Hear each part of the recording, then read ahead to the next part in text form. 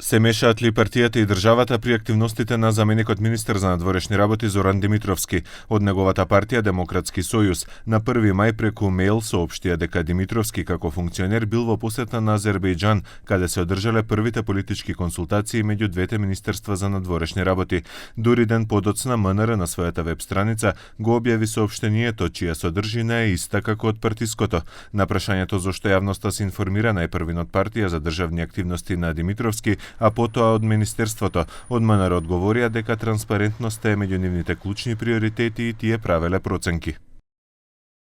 Министерството континуирано и редовно информира за активностите на министерот, заменик министерот и државниот секретар преку разни форми и комуникациски канали врз основа на претходна проценка и анализа.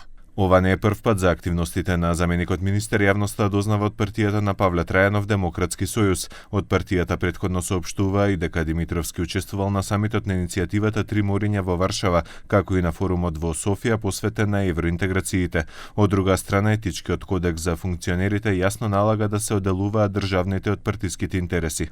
Официјалните профили на социјалните медиуми на институциите и на носителите на извршни функции се примарен извор за комуникација на владините политики, програми, најави и иницијативи. За почитувањето на етичкиот кодекс е надлежен министерот за правда Игор Филков. Доколку Филков утврди повреда, тој може или да го опомене функционерот, или пак да баре и негова политичка одговорност. За сега нема одговор дали во случајов со Димитровски утврден пропуст. Нема одговор ниту од Демократски сојуз зошто се решиле за ваква практика.